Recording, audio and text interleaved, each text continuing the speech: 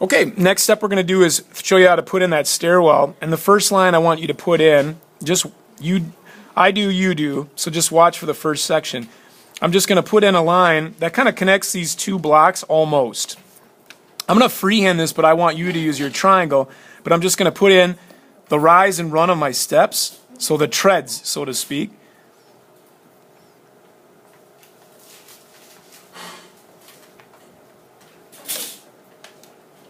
So you're going to draw those in, and you're going to draw these in with vertical and horizontal lines. So we're not doing anything with the vanishing point at all right now.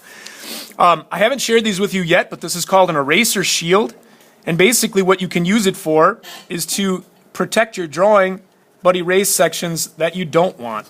So I'm just going to clean up a little bit in here so we can kind of see now that I put these stairs in there, so I can erase things without erasing things I don't want to erase. Use the shield to do that, and you can use any section of that shield to kind of protect anything you want to not erase, okay? Okay, when I'm putting in the individual treads now, the rise and the run they call it, now I'm going to go to my point, and I'm going to be really precise. Now, some of these lines are going to kind of overlap or collapse on one another just because of our viewpoint. Just never question the point. I was talking to a few of you yesterday, and you get in the way if you let your mind say, oh, that can't be right, I'm not going to do that, I'm going to make up a different angle. Never do that. If it's not a vertical line or it's not a horizontal line, it's got to be going to that point on the left-hand side. Zoe actually started doing this drawing with us as well, and she set up a secondary point.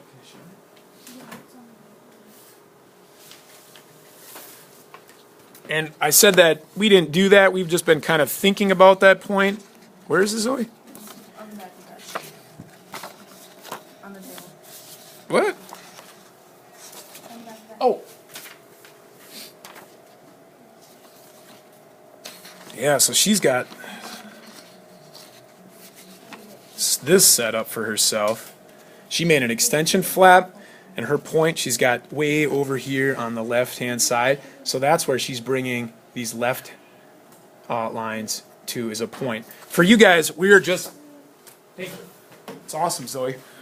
Shows you know what we are teaching you before. For you guys, we're just gonna imagine that point's there and try to be consistent with some of the other lines that you've made. So now that I've got the top of my stairwell in, I'm going to draw a line back that goes to the entrance, the doorway. I'm going to put in another line to my vanishing point, and that's kind of the top of our landing, or where the steps end, and I can walk into the door space. Okay? Now I'm going to go back to using my triangle. I'm just going to put in that door. Again, you guys will have this video. You can go back and watch it. You can also use the stage drawings. I've been taking photos of each one. I've got those up at the round table. So I'm going to put in the door frame. I'll put in the height of the door. I'm going to do this pretty light. You are going to do it pretty light. I keep drawing darker so you can see it. The last thing I want to show you today is basically just, I want to show you how to do that arch, because there's another arch I've been helping many of you with. And I also want to show you how to do that awning, which is a little different from those, I don't know what we call them, an awning or a marquee, whatever we've been calling them. There's an arch here, and there's an arch here. The arch will be something you have to freehand, but I always like to kind of create a box that I can do that arch within. And I've been showing a few of you this trick. So what I'm doing now is just setting up the box, and that'll assure that when I put my arch in, the legs of the arch will follow here. But then when I start to curve that arch, if I kind of have it boxed in, it'll help my curve look like it's laying on the building, and it'll be convincing that it looks like it's on the face of the building. And the arch is actually turned instead of looking like this. It'll automatically turn it so it looks like that. Okay? One more thing for you, and then I'm going to let you back to work. The awning itself, let's make sure I'm still on the screen here. That awning itself, we're actually going to do much like we did these awnings or marquees, but this one's a little different shape.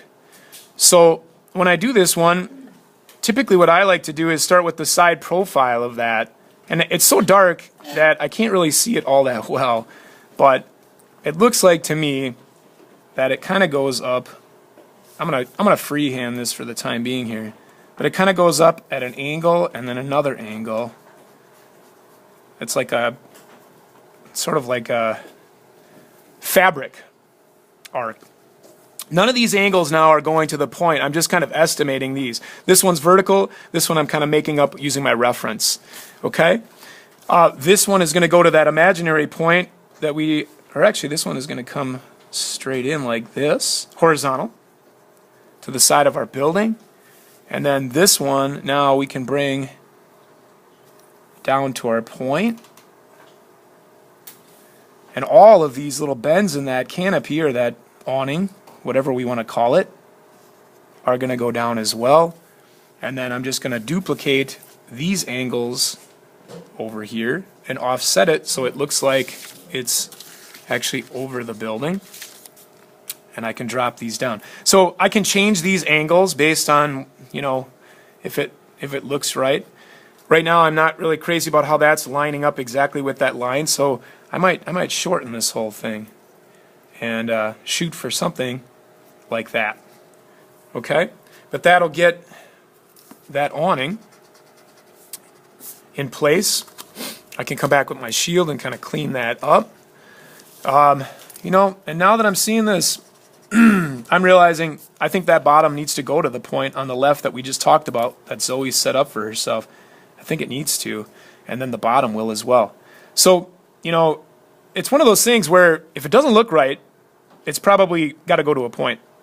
And yeah, that's what's definitely happening here. Now I can see the underside of that awning, and you know, you can sit and adjust these.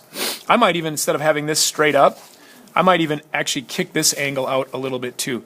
But here's where it would say Center for Visual Arts.